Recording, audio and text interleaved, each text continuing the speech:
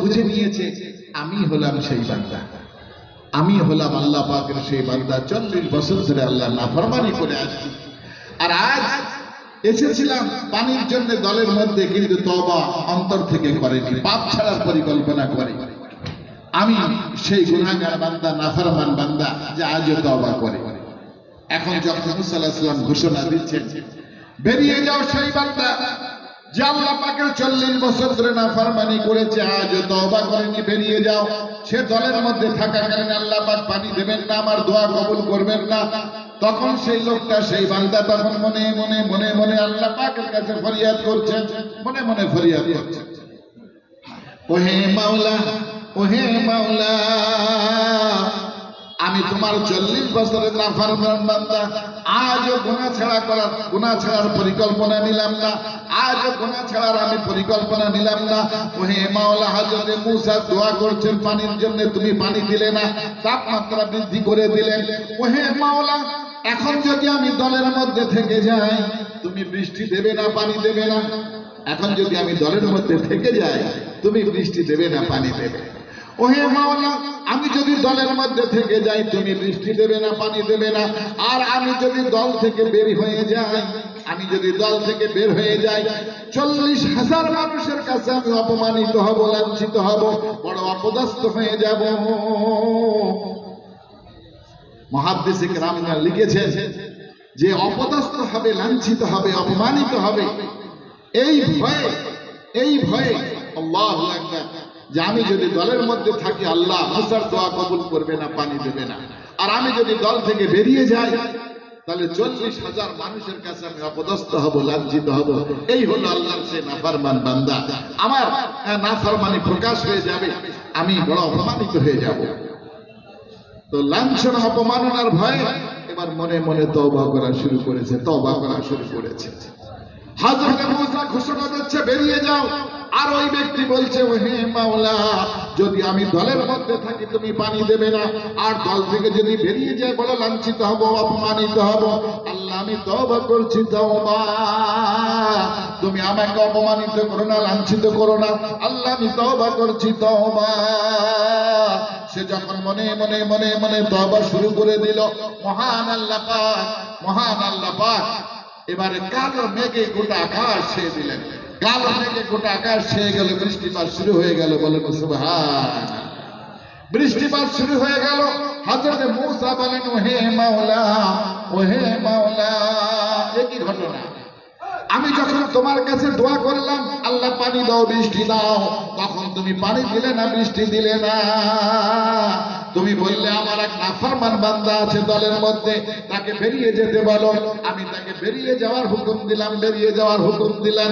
ওহে মাওলা, কেউ তো বার হলো না, কেউ তো বার হলো না, অথচ তুমি বৃষ্টি দেওয়া শুরু করে দিলে। বিষয়টা কি, ব্যাপারটা কি? তো মহান আল্লাহ পাক হযরত মুসাকে ডেকে বলছেন, ওহে মুসা, ওহে মুসা, যে ব্যক্তি তওবা না করার কারণে আমি বৃষ্টি বন্ধ রেখেছিলাম, তোমার দোয়া কবুল করি নাই।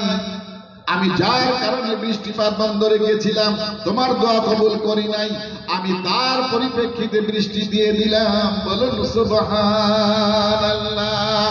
যার জন্য বৃষ্টি বন্ধ রেখেছিলাম, তারই কারণে বৃষ্টি দিয়ে দিলাম। হযরত মুসা বলেন, হে মাওলা, সে বান্দা এমন কি ঘটনা ঘটিয়েছে, এমন কি কাজ করেছে যার কারণে তুমি বৃষ্টি দিয়ে দিলে? মহান আল্লাহ পাক বলেন, আমার সেই বান্দা 40 বছর ধরে নাফরমানি করার পরে আজ সে তওবা করেছে, তওবা, আমার সঙ্গে মামলা পরিষ্কার করে নিয়েছে, সে তওবা করেছে, তওবা। তার তওবায় আমি এত খুশি হয়েছি, এত খুশি হয়েছি, তার তওবার পরিপ্রেক্ষিতে আমি বৃষ্টি দিয়ে দিলাম। বলুন সুবহানাল্লাহ। হযরত মুসা বলেন, ওহে মাওলা, ওহে মাওলা, সেই ব্যক্তিকে যার নাফরমানির কারণে আমার দোয়া তুমি কবুল করো নাই, আবার তার তওবার কারণে তুমি বৃষ্টি দিয়ে দিলে, সেই ব্যক্তি কে? মহান আল্লাহ পাক বলেন, আমার নাম সত্তার, আমার নাম সত্তার। আমি 40 বছর ধরে তার নাম গোপন রেখেছি। 40 বছর ধরে সে ব্যক্তি নাফরমানি করেছে, আমি তার নাম প্রকাশ করি নাই, নাম প্রকাশ করি নাই। আজ সে তওবা করে মামলা পরিষ্কার করে নিয়েছে। ওই মুসা, তুমি কিভাবে ভাবলে যে আমি তার নাম তোমার কাছে বলে দেব? তার নাম তোমার কাছে বলে দেব? ও ভাই, আল্লাহ পাকের এক নাম হলো সাত্তার। কোটি কোটি আল্লাহ পাকের বান্দা কত গুনাহ করছে অহরহ, কিন্তু আল্লাহ পাক সেগুলি সব গোপন রেখেছে, সেগুলি সব গোপন রেখেছে। আল্লাহ পাকের দরবারে তওবা। তাই বলছিলাম যে নবীর দোয়া তার তুলনায় একজন গুনাহগারের তওবা আল্লাহ পাকের কাছে বড় দামি। হযরত মুসা দোয়া করছেন, আল্লাহ কবুল করলেন না। আর ওই গুনাহগার ব্যক্তি যখন তওবা করেছেন, তওবা আল্লাহ পাক সাথে সাথে বৃষ্টি দিয়ে দিয়েছেন। এজন্য রমজানের আগে আমরা খাঁটি তওবা করি। ইয়া আইয়ুহাল্লাযিনা আমানু তুবু ইলাল্লাহি তাওবাতান নাসুহা। হ্যাঁ, তাওবাতান নাসুহা। আরে আল্লাহ পাক তওবা করলে সমস্ত গুনাহ maaf করে দেবেন। 100 জন খুনি 100 জনকে খুন করেছে, 100টা খুন করেছে, আল্লাহ পাক সেই খুনিকেও ক্ষমা করে দিয়েছে। আল্লাহ পাক সেই খুনিকেও ক্ষমা করে দিয়েছে। 100 জনকে খুন করেছে। আল্লাহু আকবার। বনি ইসরাইলের জামানায় একটা ঘটনা হাদিসে পাকের মধ্যে বর্ণিত আছে, মুসলিম শরীফের হাদিসে বর্ণিত আছে। এক ব্যক্তি 99টা খুন করেছে, 99টা খুন করেছে। কিলা খুন করাই তার পেশা। 99টা খুন করার পরে তার অন্তরে অনুশোচনা এসেছে, তার মনে অনুতপ্ত হয়েছে, সে অন্তরে অনুশোচনা এসেছে যে আমি এই খুনের কাজ আর কত করব, আমি খুনের কাজ, এই পাপের কাজ আর কত করব। তো মনের মধ্যে অনুশোচনা এসছে যে আমাকে এই রাস্তা থেকে আমি তওবা করতে চাই, আমার ক্ষমার কোন রাস্তা আছে কিনা, পরিত্রাণের কোন রাস্তা আছে কিনা। লোকজনের কাছে জিজ্ঞাসা করেছে, আমি 99টা খুন করেছি, আমি এখন এই রাস্তা থেকে পরিত্রাণ চাই, আমার ক্ষমার কোন রাস্তা আছে কিনা, পরিত্রাণের কোন রাস্তা আছে কিনা। লোকজন বলছে যে তুমি ধর্মীয় গুরু, তুমি খ্রিস্টান পাদ্রীদের কাছে যাও। তখন খ্রিস্টানদের জামানা, যাও খ্রিস্টান পাদ্রী, খ্রিস্টান ধর্মগুরুদের কাছে যাও, যে জিজ্ঞাসা করে দেখো যে তোমার ক্ষমার কোন রাস্তা আছে কিনা, পরিত্রাণের কোন রাস্তা আছে কিনা। ও ভাইরা আমার, তো ওই 99 জনকে খুন করেছে যে সেই খুনি একজন পাদ্রীর কাছে গেল, গির্জায় এক পাদ্রীর কাছে গেল। এক পাদ্রীর কাছে যে বলছে যে আমি 99টা খুন করেছি, 99টা খুন করেছি, আমি লোকজনকে জিজ্ঞাসা করেছি এর থেকে ক্ষমার কোন রাস্তা আছে কিনা, পরিত্রাণের কোন রাস্তা আছে কিনা। তো সকলেই তোমাকে দেখিয়ে দিয়েছে যে পাদ্রীর কাছে যাও, যে জিজ্ঞাসা করো, সে যদি কোনো রাস্তা তোমাকে বলে দেয় সেই রাস্তা অবলম্বন করো। আমি তোমার কাছে এসেছি, কোনো রাস্তা আছে কিনা। তো পাদ্রী তখন বলছে 99টা খুন করেছো? 99টা? বলে হ্যাঁ, 99টা খুন করেছে। পাদ্রী বলছে মান কাতালা মুতাআম্মিদান ফাজাযাউহু জাহান্নাম। কেউ যদি একজন মানুষ, কেউ নিরপরাধ মানুষকে যদি খুন করে, জেনে শুনে যদি খুন করে, তার পরিণাম হলো জাহান্নাম, তার সাজা হলো জাহান্নাম। একজন মানুষকেও যদি কেউ খুন করে, তার পরিণতি, তার পরিণাম হলো জাহান্নাম, তার সাজা হলো জাহান্নাম। কিন্তু একজনকে না, দুইজনকে না, 99টা খুন করেছে, অতএব এর জন্য জাহান্নাম অবধারিত, পরিত্রাণের কোনো রাস্তা আমি দেখছি। আল্লাহ পাক বলছে একজনকে খুন করলেও জাহান্নামে যাবে, তাহলে 99 জনকে যে খুন করেছে সে তো জাহান্নামে অবধারিত যাবে, অতএব পরিত্রাণের কোনো রাস্তা। পাদ্রী যখন তাকে বলছে তোমার পরিত্রাণের কোনো রাস্তা নাই, আমি কোনো রাস্তা দেখছি না, তোমার কোনো রাস্তা দেখছি না, তখন পাদ্রী বলছেন 99টা খুন করে যদি ক্ষমা না হয়, একজনকে খুন করলেও যদি জাহান্নামে যেতে হয়, তো একটা পাপও পাপ, 99 পাপটাও পাপ, আবার 100 পাপও পাপ। তো এখন সে ওই পাদ্রীকেও খুন করে বলছে 99টা খুন করেছি, পাদ্রীকেও খুন করে সেঞ্চুরি পুরো করেছে, সেঞ্চুরি পুরো করেছে, 100টা পূর্ণ করেছে, পাদ্রীকেও খুন করে 100টা খুন করেছে। কিন্তু তারপর অনুশোচনা বা অনুতপ্ত তার অন্তরকে কুড়ে কুড়ে খাচ্ছে যে 100 জনকে খুন করলাম, আমার কি কোনো রকম পরিত্রাণের রাস্তা নাই। আবার লোকজনকে জিজ্ঞাসা করছে যে আমার কি কোনো ক্ষমার রাস্তা নাই। তো লোকজন বলছে তুমি তো একটা ছোটখাটো পাদ্রীর কাছে গেলে, তুমি তাকেও খুন করলে, যাও লর্ড পাদ্রীর কাছে যাও, সবচেয়ে বড় পাদ্রী যে, তার কাছে চলে যাও। এবার ওই ব্যক্তি একজন বড় পাদ্রীর কাছে গেছে, বড় পাদ্রীর কাছে গেছে, বড় পাদ্রীর কাছে যে বলছে দেখেন আমি 99টা খুন করার পরে একজন পাদ্রীর কাছে গিয়েছি, আমি চাইছিলাম যে আমার পরিত্রাণের কোনো রাস্তা আছে কিনা, ক্ষমার কোনো রাস্তা আছে কি। সে পাদ্রী বলল কোনো ক্ষমার রাস্তা নাই। আমি তাকে খুব করে 100টা পূর্ণ করেছি, 100টা পূর্ণ করে এখন আপনার কাছে এসেছি। আপনি বলেন যে আমার কোনো পরিত্রাণের বা আমার কোনো ক্ষমার রাস্তা আছে কিনা। এখন বড় পাদ্রী, লর্ড পাদ্রী দেখলো যে 100 জনকে খুন করেছে, একজন পাদ্রীকেও খুন করেছে। আমি যদি বলি কোনো পরিত্রাণের রাস্তা নাই, ক্ষমার কোনো রাস্তা নাই, তাহলে আমার পালা।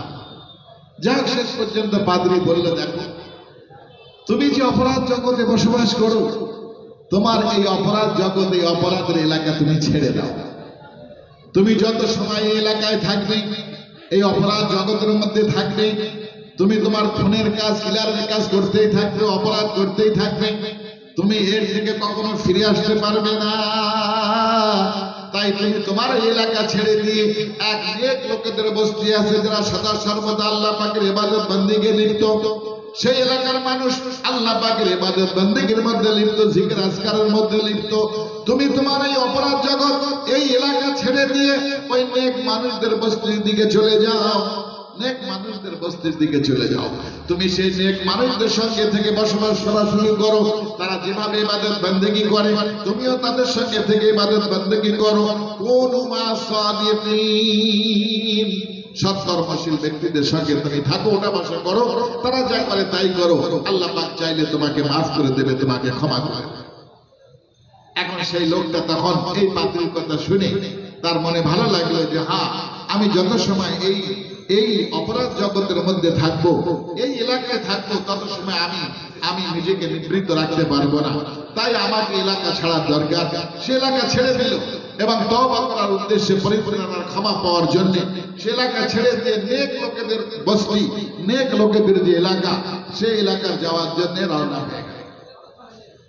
ওই তার নিজের এলাকা ছেড়ে দিয়ে, পাপের জগৎকে ছেড়ে দিয়ে নেক লোকেদের এলাকা, নেক লোকেদের যে বস্তি, সেই বস্তির দিকে যাওয়ার জন্য রওনা হয়ে গেল। মুসলিম শরীফের হাদিসে বর্ণিত আছে, আল্লাহর রাসূল বর্ণনা করেন, যখন কিছু রাস্তা অতিক্রম করে চলে এসেছে, যখন তার সে অপরাধের জগতের রাস্তা ছেড়ে কিছু এলাকা চলে এসেছে, যখন কিছু এলাকা চলে এসেছে, তখন মালাকুল মউত অর্থাৎ মৃত্যুর ফেরেশতা আজরাইল তার সামনে এসে হাজির হয়ে গেছে। তুই নিজের হাত দিয়ে 100টা মেরেছিস, 100টাকে খুন করেছিস, এখন তোর পালা, এখন তোর পালা, তোর মৃত্যুর সময় ঘনিয়ে এসেছে। ইজা জাআজালহুম লা ইস্তাখিরুনা সাআতান ওয়া লা ইস্তাকদিমুন, যখন যার মওতের সময় ঘনিয়ে আসবে, 1 সেকেন্ড বিলম্বিত হবে না, 1 সেকেন্ড অগ্রগামীও হবে। এতদিন তোর সুযোগ ছিল, এখন তোর মওতের সময় শেষ হয়ে, মওতের সময় ঘনিয়ে এসেছে, তোর হায়াতে জিন্দেগি শেষ হয়ে গেছে, হায়াতে জিন্দেগি শেষ হয়ে গেছে। আল্লাহ পাক তোর যতদিন দুনিয়ায় হায়াত রেখেছিল সেটা শেষ হয়ে গেছে, এখন তোর মওতের সময় এসে গেছে। অতএব আমি তোর জান কবজ করবো, রূহ কবজ করবো, তোর মৃত্যু হবে এখন। আজরাইল মালাকুল মউত তাকে ধরলো, সে মাটিতে পড়ে গেল, সে মাটিতে পড়ে গেল। মাটিতে পড়ে যে হাদিসে বর্ণিত আছে, সে নেক লোকেদের বস্তির দিকে যাওয়ার জন্য বাড়ি থেকে বার হয়েছিল। অল্প কিছু রাস্তা অতিক্রম করেছিল, বেশি রাস্তা অতিক্রম করতে পারেনি। তারপরে মনে করলো দেখি কিছু দূর যাওয়া যায় কিনা। বুক হেসড়ে আরো বিগের কানিকের 2-4 আঙুল সে বুক হেসড়ে আরো সামনের দিকে অগ্রসর হলো এবং তারপরে তার রূহটাকে মালাকুল মউত কবজ করে নিল। তার রূহটাকে আল্লাহ মালাকুল মউত আজরাইল তার রূহটাকে বার করে নিল। তার মৃত্যু হয়ে গেল। তার মৃত্যু হয়ে গেল। রূহটা যখন বার করে নিল, মালাকুল মউতের কাজ হলো রূহ কবজ করা, রূহটাকে বার করা। আর ওই রূহটাকে বহন করার জন্য আলাদা ফেরেশতা আছে, একটা রহমতের ফেরেশতা, একটা আযাবের ফেরেশতা। রূহটাকে বহন করার জন্য 2 দল ফেরেশতা আছে। ওই ব্যক্তির রূহটাকে বহন করার জন্য 2 দল ফেরেশতাই চলে এলো। আযাবের ফেরেশতা এলো, আবার রহমতের ফেরেশতাও এলো।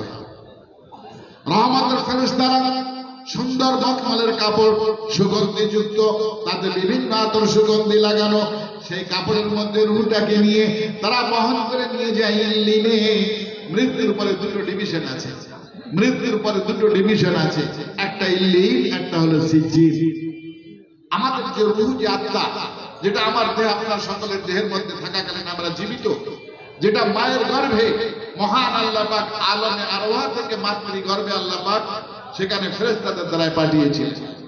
যতদিন ওই রূহটাই দেহের সঙ্গে থাকবে তার একটা মেয়াদ নির্ধারিত আছে, একটা নির্দিষ্ট মেয়াদ আছে।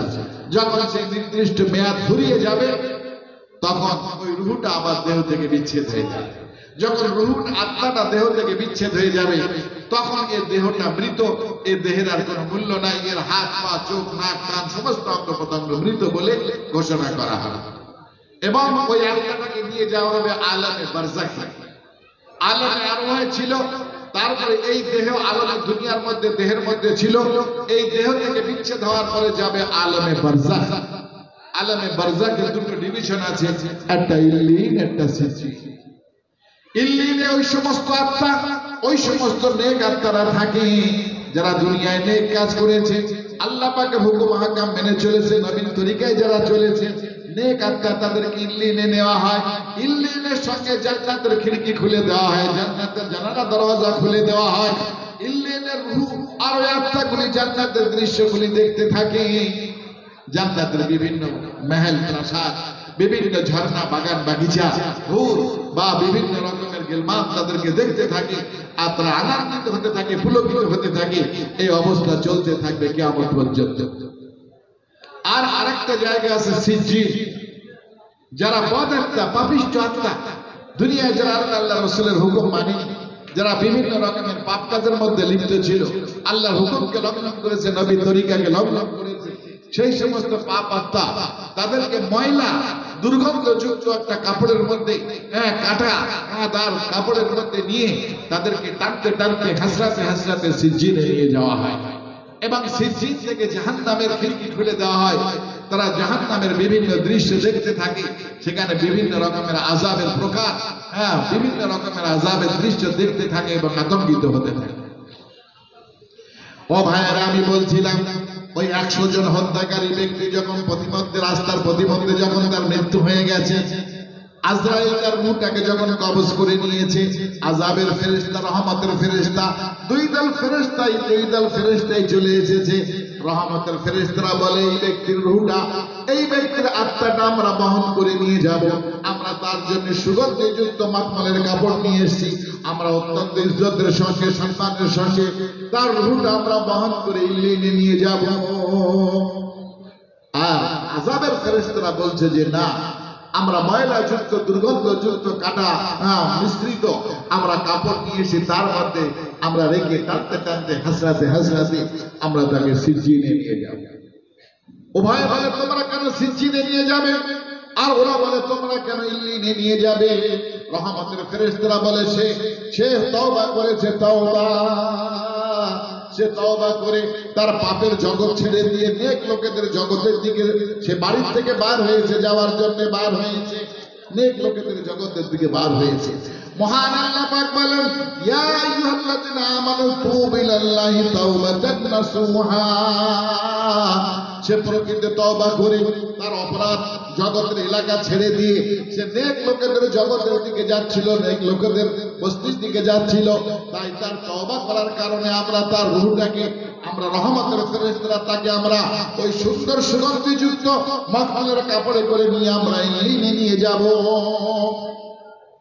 আর আযাবের ফেরেশতারা বলছে যে না, সে তো এখনো পর্যন্ত সে নেক লোকেদের বস্তিতে পৌঁছেছে, সে তো প্রতিমধ্যে তার ইন্তেকাল হয়ে গেছে, সে তো এখনো নেক লোকেদের বস্তিতে পৌঁছে সেখানে তাদের সঙ্গে মিলেমিশে নেক কাজ করা শুরু করেন। অতএব তার রূহটা, তার আত্মাটা আমরা নিয়ে যাব। দুই দল ফেরেশতা যখন ঝগড়া করছে, তর্ক বিতর্ক করছে, মহান আল্লাহ পাক তাদের মধ্যে ফয়সালা করার জন্য আরেকজন ফেরেশতা পাঠিয়ে দিলেন। এই দুই দলের মধ্যে সিদ্ধান্ত টানার জন্য, ফয়সালা করার জন্য আরেকটা ফেরেশতা পাঠিয়ে দিলেন। আরেকটা ফেরেশতা এসে বলল, তোমরা তর্ক বিতর্ক করছো কেন, তোমরা ঝগড়া করছো কেন? উভয় তাদের দাবির কথা তার সামনে জানালো, দাবির কথা জানালো। রহমতের ফেরেশতারা বলল, সে তওবা করে বাড়ি থেকে বেরিয়ে পড়েছে, নেক লোকেদের বস্তির দিকে যাওয়া শুরু করেছে। অতএব তার তওবা করার পরিপ্রেক্ষিতে তার রূহটা আমরা নিয়ে যাব, তার রূহটা আমরা নিয়ে যাব। আর আযাবের ফেরেশতারা বলছে সে এখনো নেক লোকেদের বস্তিতে পৌঁছায়নি, অতএব নেক কাজ করা শুরু করেনি, অতএব সে এখনো পাপিষ্ঠ আছে, তার আত্মা আমরা নিয়ে যাব। তখন ফয়সালাকারী ফেরেশতা তখন বলছে, দেখো শোনো, সে লোকটা তওবা করে তার অপরাধ জগতের এলাকা ছেড়ে সে এখন নেক লোকেদের জগতের দিকে যাওয়া শুরু করেছিল, ওই এলাকায় যাওয়া শুরু করেছিল। এখন সে কিছু রাস্তা অতিক্রম করে এসেছে, অতএব সে যতটুকু রাস্তা অতিক্রম করে এসেছে আর নেক লোকেদের বস্তি পর্যন্ত পৌঁছাতে যতটুকু রাস্তা এখনো বাকি আছে, এই উভয় রাস্তাকে মাপা হোক। যে রাস্তাটা কম হবে, অর্থাৎ তার যে অপরাধ জগৎ থেকে বেরিয়ে এসেছে, কিছু রাস্তা অতিক্রম করে এসেছে, যদি এই রাস্তাটা কম হয় তাহলে তাকে ওই আযাবের ফেরেশতারা নিয়ে যাবে। সে এখনো পর্যন্ত তার অপরাধ জগতের এলাকার দিকে বেশি নিকটবর্তীতে আছে। আর যদি নেক লোকেদের জগতের দিকে সে যদি বেশি নিকটবর্তী হয়, তাহলে রহমতের ফেরেশতারা তাকে নিয়ে যাবে, যে রাস্তাটা কম হবে সেই দিকে তাকে ধরে নেওয়া হবে। হাদিসে পাকে বর্ণিত আছে, সে অল্প রাস্তায় অতিক্রম করেছে, বেশি রাস্তা অতিক্রম করে, এবং নেক লোকেদের যে এলাকা, যে বস্তি, সেটা অনেক বেশি বাকি রয়ে গিয়েছিল, আর অল্প রাস্তা অতিক্রম করে এসেছে। কিন্তু মহান আল্লাহ পাক আসমান জমিনকে সৃষ্টি করেছেন, আসমান জমিন মহান আল্লাহ পাকের হুকুমের দাবেদার। আসমান জমিনের যাবতীয় সৃষ্টিকুল আল্লাহর হুকুমের মোকাবেক্ষী, আল্লাহর হুকুমের দাবেদার, সবই আল্লাহর হুকুম মানে। চন্দ্র সূর্য গ্রহ তারা সবই আল্লাহর হুকুম মানে। নদ নদী নালা সমুদ্র খাল বিল গাছপালা সবই আল্লাহর হুকুম মানে, সবই আল্লাহর হুকুম মানে। চোখকে আল্লাহ সৃষ্টি করেছেন দেখার জন্যে, আর কানকে সৃষ্টি করেছেন শোনার জন্য। চোখ আমার, কান আমার, আমি কান দিয়ে দেখার কাজ করতে পারবো না, চোখ দিয়ে শোনার কাজ করতে পারবো না। যাকে আল্লাহ যে জন্য সৃষ্টি করেছে সে আল্লাহ পাকের সেই হুকুম মানি। মহান আল্লাহ পাক জমিনকে নির্দেশ দিলেন, ওই জমিনকে, যে জমিনটা অনেক দূরত্ব রয়ে গিয়েছিল, দূরবর্তীতে রয়ে গিয়েছিল, সেই জমিনকে মহান আল্লাহ নির্দেশ দিলেন সেটা যাতে সংকীর্ণ হয়ে যায়, আর যে অল্প রাস্তা অতিক্রম করেছিল ওই রাস্তাকে হুকুম দিলেন সেটা যেন দীর্ঘায়িত হয়ে যায়। আল্লাহ পাক কত বড় মেহেরবান, কত বড় আল্লাহ পাক মেহেরবান রহমান আল্লাহ পাক। যে এলাকা নেক লোকেদের এলাকা, সেই এলাকার রাস্তাকে হুকুম দিলেন সংকীর্ণ হয়ে যাওয়ার, আর যে রাস্তাটা অতিক্রম করে এসেছে সেটাকে দীর্ঘায়িত হয়ে যাওয়ার হুকুম দিলেন। ফেরেশতারা দুই দিকের জমিন মাপলো, মাপার পরে দেখলো লোকটা নেক লোকেদের বস্তির দিকে বেশি অগ্রসর হয়েছে। তৃতীয় ফয়সালাকারী ফেরেশতার ফয়সালা অনুযায়ী, তার সিদ্ধান্ত অনুযায়ী রহমতের ফেরেশতারা তার আত্মাটা, তার রূহটা নিয়ে ইল্লিনে পৌঁছে দিল। বলুন সুবহানাল্লাহ। আরে সে আল্লাহর দরবারে আমরা তওবা করি না, আমরা তওবা করে ফিরে আসতে চাই না।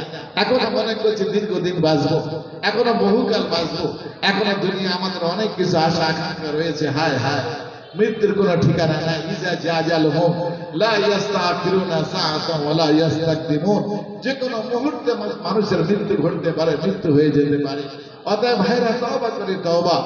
বুখারী শরীফের হাদিসে বর্ণিত আছে, আল্লাহ পাক তওবাতে বড় খুশি হয়। আল্লাহ পাক তওবাতে, রমজান আসছে তার আগে তওবা করে নেই, রমজানের নেয়ামত, রমজানের রহমত, রমজানের মাগফিরাত, নাজাত আমরা গ্রহণ করি, আমরা অর্জন করি। ও ভাইরা আমার, তওবাতে কত খুশি হয়। বুখারী শরীফে প্যারা নবী সাল্লাল্লাহু আলাইহি ওয়াসাল্লাম একটা উদাহরণ দিয়ে বর্ণনা করেছেন, যে একজন মুসাফির ব্যক্তি একটা মরুপ্রান্তর পাড়ি দিয়ে তার মঞ্জিলে যাওয়ার জন্য রওনা হয়েছে। তার মঞ্জিলে পৌঁছানোর জন্য মরুপ্রান্তর পাড়ি দিচ্ছে, রওনা হয়ে গেছে। বিশাল মরুপ্রান্তর, সে উটের উপরে আরোহণ করে, উটের উপরে তার পানীয় দ্রব্য, তার খাদ্য খাবার, তার যাবতীয় আসবাবপত্র সামান নিয়ে সে উটের উপরে আরোহণ করে মরুপ্রান্তর পাড়ি দিচ্ছে। দীর্ঘ মরুপ্রান্তর, সেই উটের পিঠে তার খাদ্য দ্রব্য, তার পানীয় দ্রব্য, তার যাবতীয় আসবাবপত্র সমস্ত সবকিছু নিয়ে যে যখন মরুপ্রান্তরে পাড়ি দিচ্ছে তার মঞ্জিলে পৌঁছানোর জন্য, কিছু দূর রাস্তা এসেছে। কিছু দূর রাস্তা আসার পর একটা গাছ দেখা দিয়েছে, একটা গাছ দেখা দিয়েছে। ওই ব্যক্তি ওই গাছের তলায় তখন আশ্রয় নিয়েছে, গাছের তলায় আশ্রয় নিয়েছে। গাছের তলায় কিছুটা বিশ্রাম করার জন্য সেখানে উটটাকে পাশে বেঁধে দিয়েছে। উটটাকে পাশে বেঁধে দিয়ে তার পিঠের উপরে তার খাদ্য দ্রব্য, তার পানীয় দ্রব্য, আসবাবপত্র সবই আছে। ওই গাছতলায় বিশ্রাম নেওয়ার জন্য শুয়ে পড়েছে এবং শুয়ে পড়ার পরে লোকটা ঘুমিয়ে গেছে। লোকটা ঘুম পড়েছে, একটা ঘুম সে ঘুমিয়ে নিয়েছে।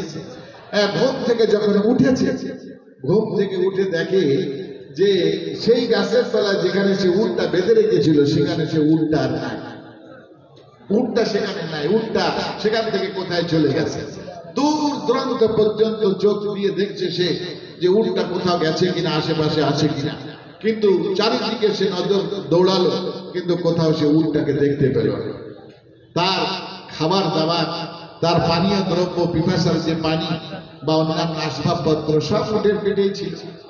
উটটা এখন চলে গেছে। এই লোকটা এখন হতাশ হয়ে গেছে। তার মঞ্জিল বহুদূর, মরু প্রান্তরে।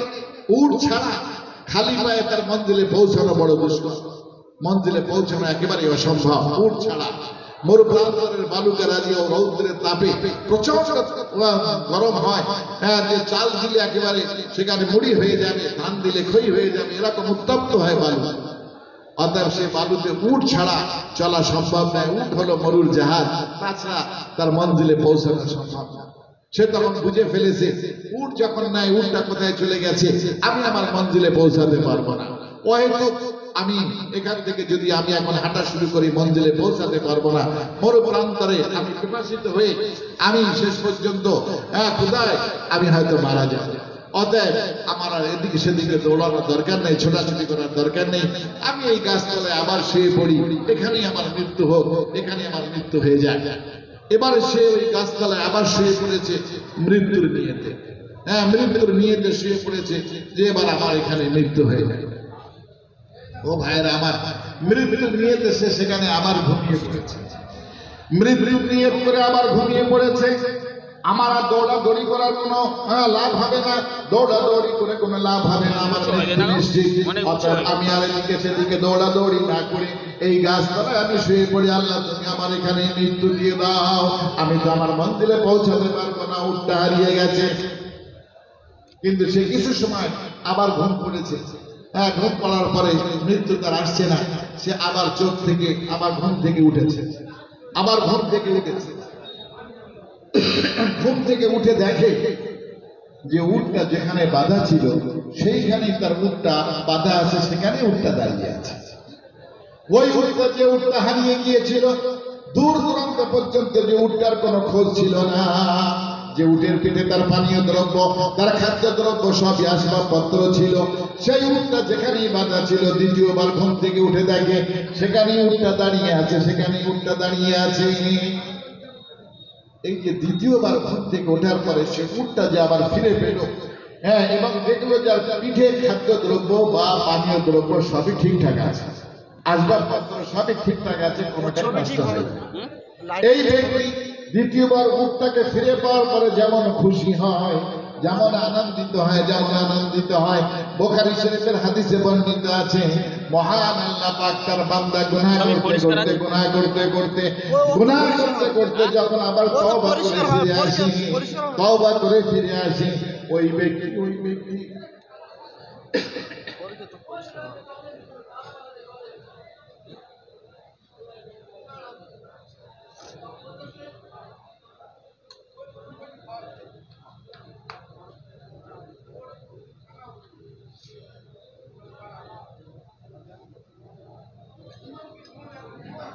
ভাইয়েরা আমার, ওই ব্যক্তি যে ব্যক্তি দ্বিতীয়বার উটটা ফিরে পাওয়ার পরে যেভাবে আনন্দিত হয়, যেভাবে খুশি হয়, আল্লাহ পাক তার বান্দারা যদি তওবা করে, তার বান্দারা যদি তওবা করে, তওবাতে অতই খুশি হয়।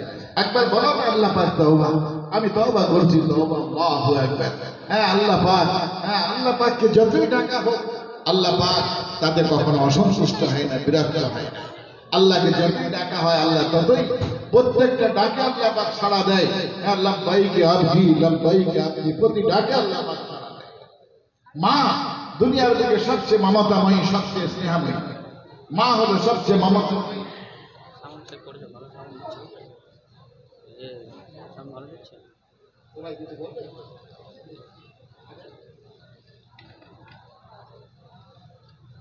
তো মা হলো সবচেয়ে মমতাময়ী, সবচেয়ে স্নেহময়ী। দুনিয়াতে মাকে আপনি একবার ডাকেন মা, তো মা সাড়া দেয় যে হ্যাঁ বাবা বল। আবার বলে মা বল না বেটা বল। আবার বলে মা, তো আবার হয়তো সাড়া দেয়। কিন্তু তারপরে 3 বার 4 বার 5 বার 6 বার 7 বার একাধিকবার যদি ডাকা হয়, মা বিরক্ত হয়ে যায়। আরে এই মা মা মা মা করছিস, কিছু বলিস না, বিষয়টা কি, ব্যাপারটা কি, মাথা খারাপ করে দিলি, মাথা আমার খারাপ করে দিলি মা মা করতে করতে, বিষয়টা কি, ব্যাপারটা কি, মা বিরক্ত হয়ে যায়। কিন্তু মহান আল্লাহ পাক তার বান্দাদেরকে এত মহাব্বত করে, এত ভালোবাসে। আল্লাহ পাককে যতবার ডাকা হয় কখনোই আল্লাহ বিরক্ত হন না। আল্লাহ কখনো বিরক্ত হয় না। যতবার বলা হয় আল্লাহ, ততবার মহান আল্লাহ পাক বলেন লব্বাইক ইয়া আবদি, আমি হাজির বান্দা, আমি হাজির। একবার যদি বলা হয় আল্লাহ, একবার ডাকে সাড়া দেয়। 100 বার যদি বলা হয় আল্লাহ আল্লাহ আল্লাহ, 100 বার মহান আল্লাহ পাক সাড়া দেন লব্বাইক ইয়া আবদি, লব্বাইক ইয়া আবদি। হ্যাঁ বান্দা আমি হাজির, বল তোর প্রয়োজন কি, বল তোর প্রয়োজন কি, আমি হাজির। যতবার আল্লাহ আল্লাহ বলা হয়, অনেক আল্লাহ পাকের বান্দা আছে যারা রাত দিন 24 ঘন্টা 5 আনফাসের জিকির করে, শ্বাস প্রশ্বাসে তাদের আল্লাহ আল্লাহর জিকির চলে, আল্লাহ আল্লাহর জিকির চলে। হ্যাঁ, সারা পৃথিবীর সমস্ত বান্দা আল্লাহ আল্লাহ আল্লাহ আল্লাহ যদি জিকির করে, সমস্ত বান্দার পৃথক পৃথক পৃথক ভাবে আল্লাহ পাক সাড়া দেয়, হ্যাঁ বান্দা আমি হাজির, হ্যাঁ বান্দা আমি হাজির। وَإِذَا سَأَلَكَ عِبَادِي عَنِّي فَإِنِّي قَرِيبٌ। সাহাবায়ে কেরাম আমার নবীকে জিজ্ঞাসা করছেন, ইয়া রাসূলুল্লাহ, ইয়া হাবিবাল্লাহ, সে আল্লাহ কোথায় থাকে, দূরে না নিকটে? সে আল্লাহ দূরে থাকে না আমাদের নিকটে থাকে? যদি দূরে থাকে আমরা চিল্লায় চিল্লায় আল্লাহকে ডাকি, আর যদি নিকটেই থাকে তাহলে আস্তে আস্তে ডাকি। সে আল্লাহ ঠিকানা কোথায়, সে আল্লাহ কোথায় থাকে? মহান আল্লাহ পাক আয়াত নাযিল করে জানিয়ে দিলেন, নিজের অবস্থান জানিয়ে দিলেন। ওয়াইজা সালাকা ইবাদি আন্নী, আমার বান্দারা তোমায় জিজ্ঞাসা করে, আমার প্রসঙ্গে জিজ্ঞাসা করে, আমার ব্যাপারে তোমায় জিজ্ঞাসা করে আমি কোথায় থাকি, আমি দূরে থাকি না নিকটে থাকি, কোথায় আমি অবস্থান করি। ওয়াইজা সালাকা ইবাদি আন্নী ফাইন্নী করিব। ইয়া রাসূলুল্লাহ, ইয়া হাবিবাল্লাহ, আপনি আমার বান্দাদেরকে জানিয়ে দেন আমি তো তোমাদের সকলের নিকটেই অবস্থান করি। বলুন সুবহানাল্লাহ, আমি তোমাদের সকলের নিকটেই অবস্থান করি। ওয়াইজা সালাকা ইবাদি আন্নী ফাইন্নী করিব, আমি তোমাদের সকলের নিকটেই অবস্থান করি।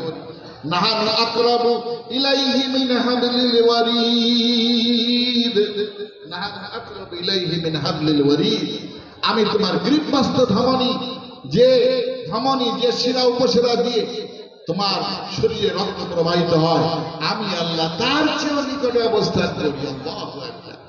প্রত্যেক বান্দার এত নিকটে আল্লাহ পাক যে নাহানু আকরাবু ইলাইহি মিন হাবলিল ওয়ারিদ, গ্রীবমস্ত ধমনী, যে শিরা উপশিরা দিয়ে আমাদের দেহে রক্ত প্রবাহিত হয়, আল্লাহ পাক তার নিকটে অবস্থান।